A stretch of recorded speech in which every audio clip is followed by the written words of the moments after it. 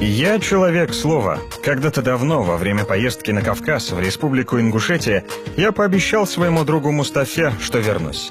Эрик, а ты знаешь, что я женюсь? Прекрасно. Когда? Свадьба будет в августе. Супер, я приеду тогда. Давай, увидимся. все, хорошо.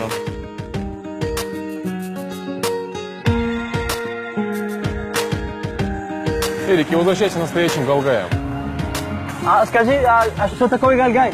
Галгай что такое? Эй, что такое Галгай?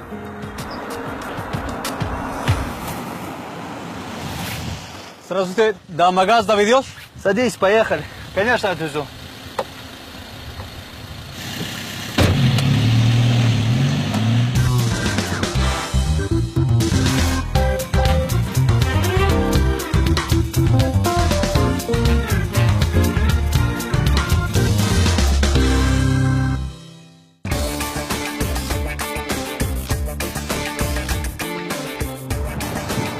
Меня зовут Эрик, если что. Эрик, меня Умар зовут. Очень приятно. Какими судьбами вы у нас? Что у вас там в магазе? Да, мне друг женится скоро. О, круто. Как жарко у вас, а? Мне сказали, что меняется сразу погода иногда, да? Мы сейчас пока в пути едем, сам увидишь, как она поменяется. Ты смотри. Смотри, естественное препятствие. Как им объяснить, что ты хочешь проехать быстро? Вот. Это тоже наша достопримечательность.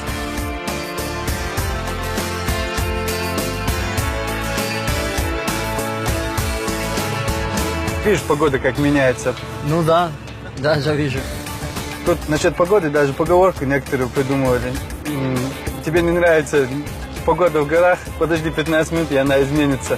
Даже до такой степени доходит. Мы иногда даже думаем, хорошо, что это не девушка. Если у девушек так сильно мнение менялось, то с ними невозможно было бы общаться. Что с этой машиной происходит? Эрик, если ты сильно не спешишь, то я сейчас остановлюсь.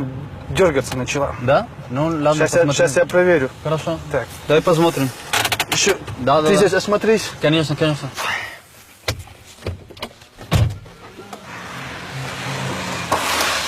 Ну как? Эрик, я точно не знаю, сколько времени это займет. Ты пока можешь пройти, прогуляться. Я там буду, у меня там что-то интересное. Башня есть, Да, кстати. башня. Там очень хороший человек живет. Давай, сейчас.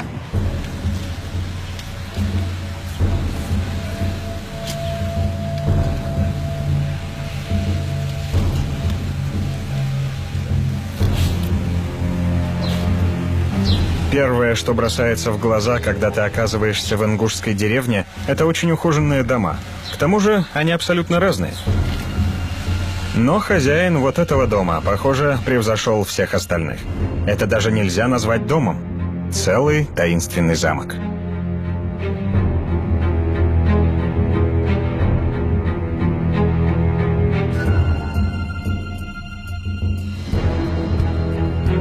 Кому могло прийти в голову соорудить башню во внутреннем дворе?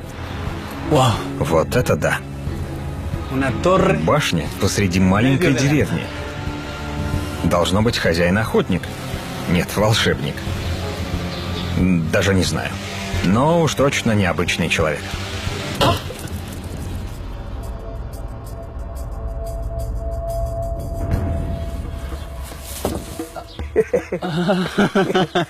Это ваше, да? Да, чуток. Вы практически меня убил, да. Это ничего, бывает, случайно. Да. Да. Я вижу, что у вас великолепные места. Чем вы здесь занимаетесь? Работой, живописью занимаюсь. Иногда молотком стучу, ковкой по металлу. То есть вы художник? Да, я здесь живу и работаю здесь. А скажите, зачем вы строили вот эту башню? Ну, я, в общем-то, люблю историю. И вообще мне нравятся башни. Мне было интересно его построить у себя во дворе. Я его построил в дальнейшем сделать как музей.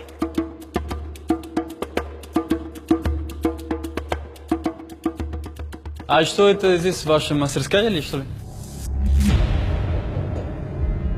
Ну, я тут занимаюсь там иногда мелкими вещами по дереву, там кожей. А скажите, как все как начинается, то есть... Ну, в первую очередь надо вам дерево приготовить. Дерево.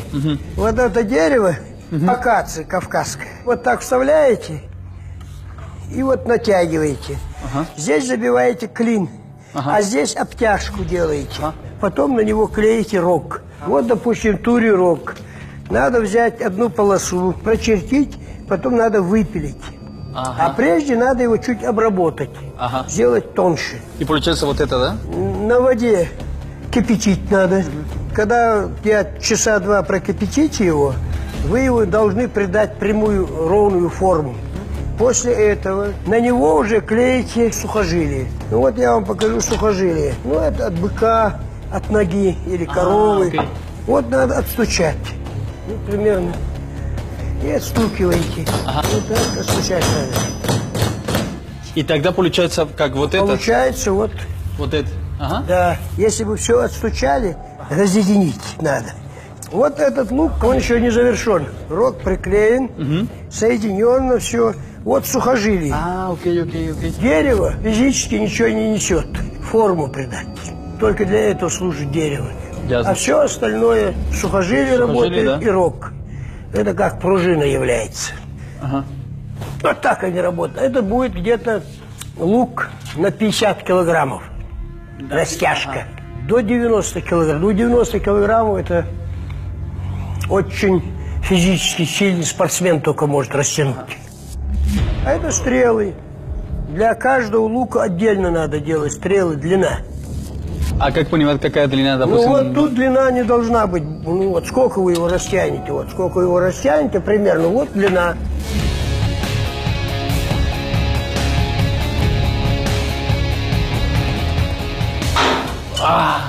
Почти попал.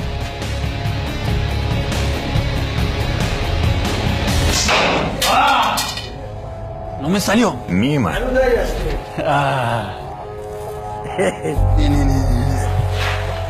Вот это очень не острый. Ну давай.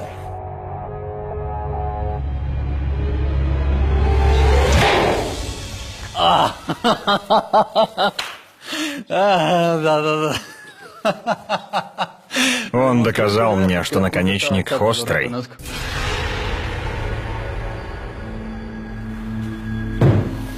Вау. А что это за место? Это ваша Мастерская, мастерская еще? рабочее место. Вау, здорово. А это все ваша картинка или вы покупал? Да. То есть вы настоящий художник и рисует, и... Да. Ну что ж. А это все... Ты сам сделаете все? Да, это все сделано. Вот это вот все. Это колчан для стрел. Это кожа, медь. Вот. Это вот кинжалы. Кольчужные кинжалы.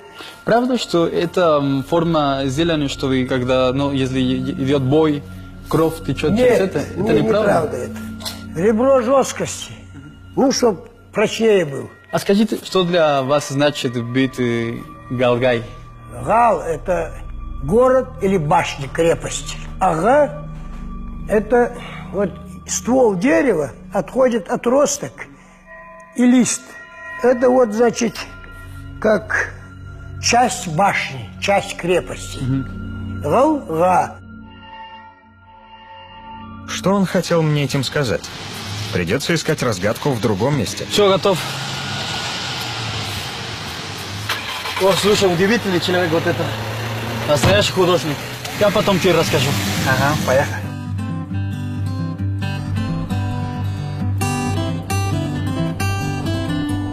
Эрик, как ты смотришь на то, чтобы арбуз купить?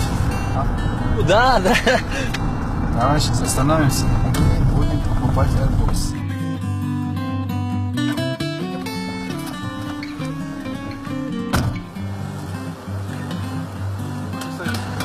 Есть рубли? Мне нравятся эти цены. Мы поехали. Удачи вам. Ладно, поехали.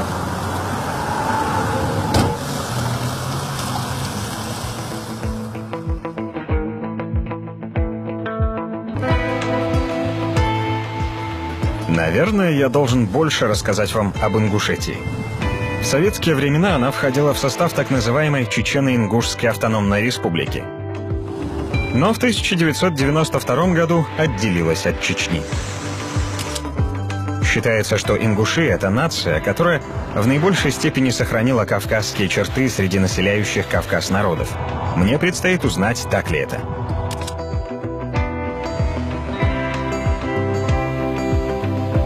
Пока что я вижу только, что это очень приятные и открытые люди. Например, такие, как мой новый друг Умар. Не знаю, как ты, Эрик, но я уже проголодался. Наверное, этот воздух на меня так действует. Я тоже. Что-то у нас нож не очень. На, возьми. Я тоже уже голодный. Ну, как тебе здесь? Очень красиво.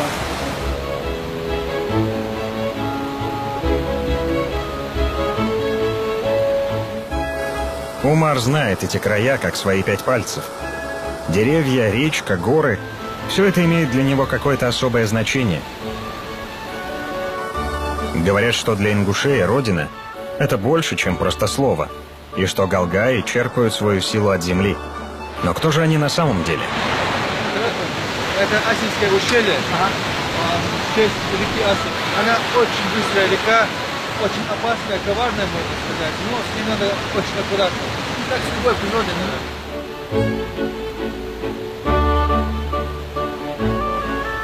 надо. Я бы провел здесь целую вечность. Необыкновенный покой и умиротворение. Но нам пора ехать. Время поджимает. Мой друг, должно быть, уже ждет меня в Магасе на своей свадьбе.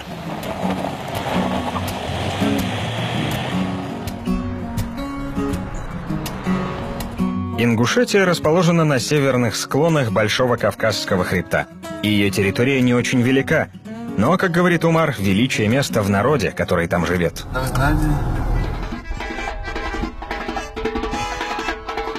Эрик, ты когда-нибудь видел, как у нас лезгинки танцуют? Именно ингуши. Какая разница? Без Кавказ танцует. Не, Кавказ танцует, но у Кавказа тоже разные национальности, значит, разные лезгинки. Настоящая лезгинка это не просто танец.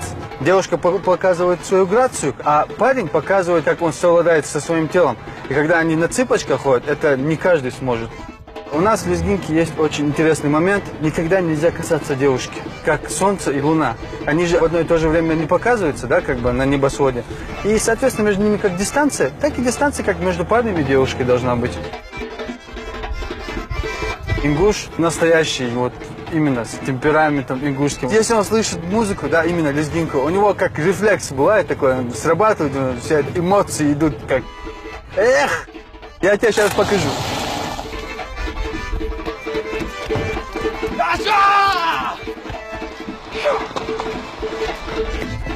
Ладно, хорош пляска, поехали.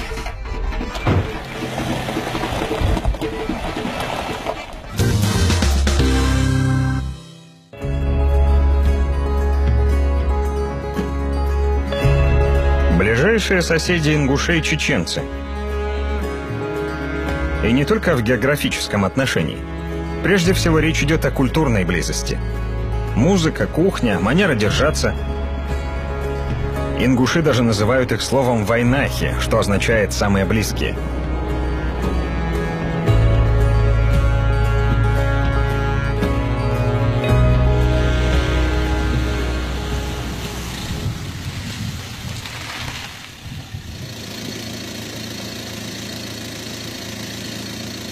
Эрик, я знаю, что хотел. Что?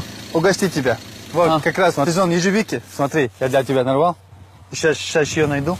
Ежевики? Это ежевика. Она вот на таких веточках растет. Я тоже так и люблю, какие-то кислые. Мы еще будем ехать, обязательно для тебя еще найду. Давай.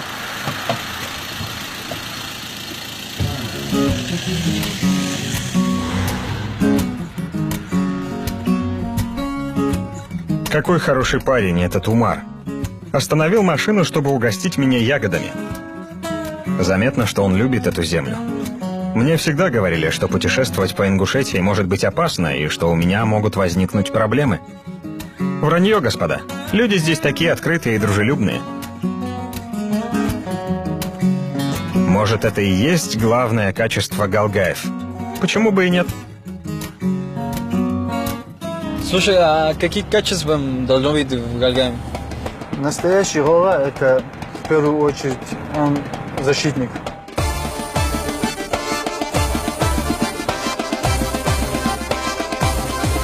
Настоящий Волга защищает свой дом, родину. Не зря у царя Николая II на службе был полк дикой дивизии. Это были ингуши, чеченцы. Они отличались особой храбростью, силой, мужеством, самое главное, верностью. Для того, чтобы быть защитником, настоящий Волга в обязательном порядке должен заниматься спортом. Кто-то занимается борьбой, кто-то кикбоксингом, кто-то занимается дзюдо. А вот дух, здесь надо вырасти, чтобы иметь такой дух. Как сказал Умар, нужно тут родиться, чтобы обладать этим духом. Что такого особенного в здешней земле и горах? Чем отличаются эти люди? Чем дольше я с ними общаюсь, тем сильнее осознаю, какой у них своеобразный взгляд на жизнь. Думаю, чтобы их понять, нужно быть одним из них. Насколько я понял, Эрик, мы с тобой вроде уже приехали. Уверен, что это здесь? Ну да. Я надеюсь, что Мустафа не будет ругаться, что мы опоздали. Не может дождаться, да? Да. Смотри, не опоздай. Ну что, давай Ладно, прощаться. Большое тебе спасибо. До свидания, амиго. Удачи. Удачи. Я аккуратно, счастливо. не так быстро, как всегда. Адиос, амиго. Adiós, amigo.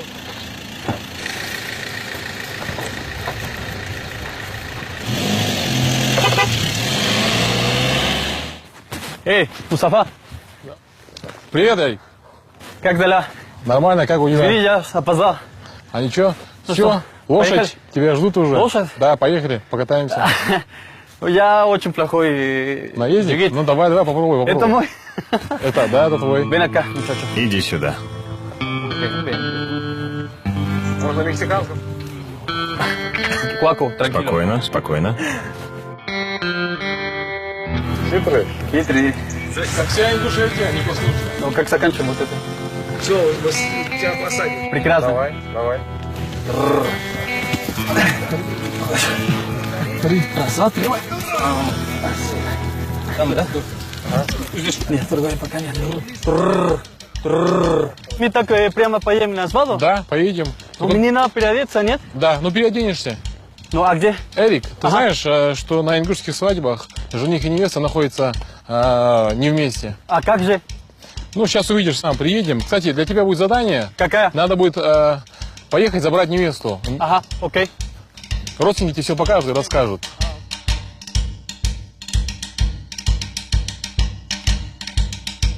Ну что ж, на этом мне надо ненадолго расстаться с Мустафой. Свадьбы в Ингушетии очень необычные.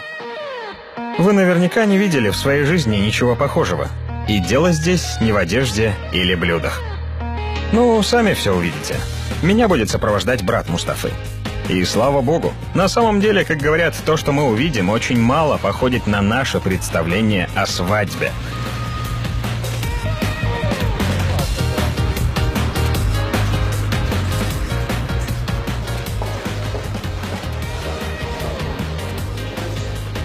А сейчас почему вы взрослые люди, то есть старики, впереди? Почему? Сейчас старики сначала поехали, мы сейчас должны поговорить с их стариками, познакомиться поближе, выявить какие умственные родственные связи у них. А ты сейчас только сказал очень интересные вещи. Мы раньше, ну я так понял, что раньше свадьба длится 2-3 дня, а это уже не так. Почему? Раньше было как? Раньше не было такого транспорта, не было, да? И люди из родственников всей Ингушетии, кто не успел первый день, то приезжали на второй день, на третий день. И поэтому родственники, они были готовы встретить гостей. Вот неженатый друг у нас. Одной из целей такого визита является это, он ищет себе будущую невесту. Сам женат? Да, женат. Ты не был бы женат, мы тебе хорошую невесту нашли, ты бы стал бы настоящим долгаем потом. Ну да. Сейчас это очень важный такой обычай. Это сейчас уже как и мусульманский обычай, что вот стоит мулла, первый мулла подходит. Он спрашивает у нее, согласна она выйти замуж за нашего друга, да? Это как в ЗАГСе, но это по мусульманским обычаям, да? Понятно. И все, она дает свое согласие, полголоса дает согласие. Ну, как скромная ингушская долга девушка. Как только мы поедем обратно туда, как только муж даст тоже свое согласие, они уже по обычаям нашим, по религиозному считаются уже законным мужем и женой. Один родственник со стороны матери жениха, один родственник со стороны отца жениха, тоже они являются как бы свидетелями этого торжества.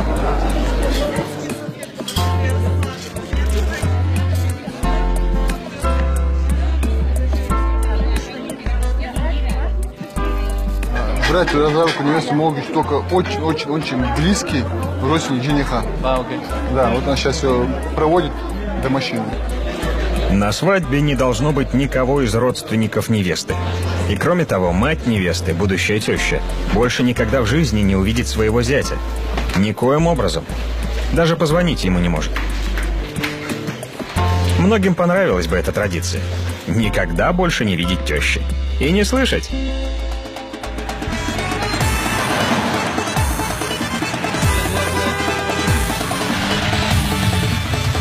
А что означает вот эта гонка, которая сейчас? Вот кто приедет во двор жениха, вот прям следующей машиной за машиной, в которой едет невеста,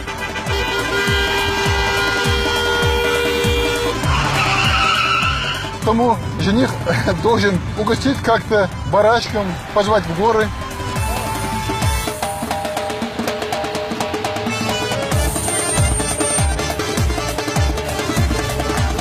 Вот мы сейчас находимся в мемориале, башня Согласия. Здесь это сейчас новая традиция. Каждый свадебный кортеж останавливается здесь на 5-10 минут. Показывают как бы невестки, вот эту часть нашей истории, чтобы они знали. Сначала построили башню, башня Согласия, памятник герою времен Великой Отечественной войны. Последний защитник Брестской крепости. Здравствуйте. Обычно на ингушских свадьбах очень много гостей, да, бывает там с России там, или за границей. Вот им показать вот часть истории. Вот, там. 3 памятника, это 3 совершенно разных события в истории Ингушетии.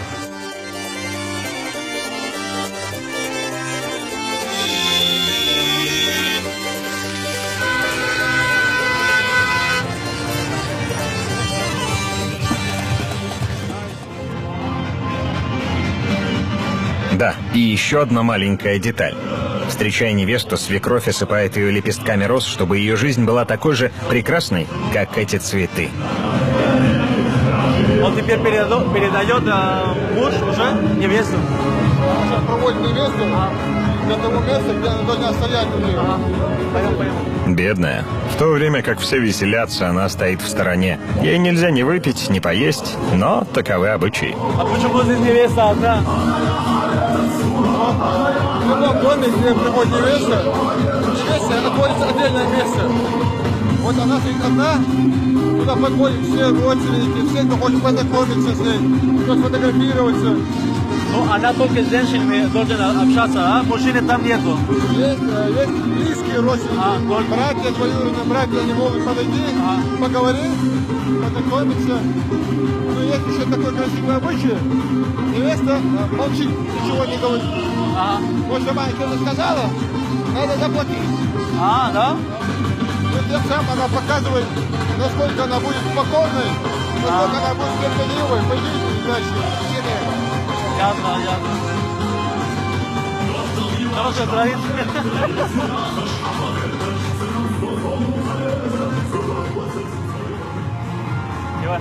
Bueno, como vieron, ya dijo спасибо. Ну, я хочу сделать тост и желаю тебе самое хорошее, самое доброе, и что для тебя, ты с своей женой будет самое лучшее. И я хотел тебе сделать как подарок. У меня нету физический подарок, но у меня кое-что есть для тебя. Ладно. Ребята. Рассказывай. Ай-яй-яй. Раз. 1, 2, 3. Probando. 1, 2, 3. Vнимание. Maestro. Bueno.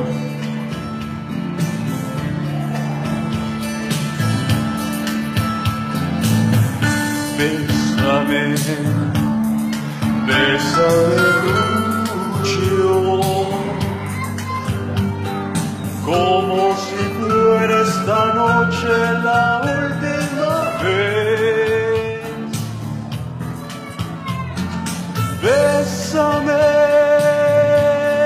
Bésame mucho, que tengo miedo a tenerte y perderte después. Мустафа, спасибо тебе большое, это была великолепно. Но все-таки что такое Галгай? Галгай в переводе означает ингуш. Как ты думаешь, что он смог стать ингушом? Ну, я думаю, что нет, потому что это на родиться, да? Ну, а ты не хочешь стать мексиканцем? Я думаю, что нет. Лучше мы с тобой останемся ингуш и мексиканец. Ну ладно, хорошо. Хорошие друзья. Ладно. Я думаю, что эти ингушские традиции очень помогают показать, кто хозяин в доме. А насчет того, чтобы не видеть тещу, есть о чем задуматься. Спасибо. Все.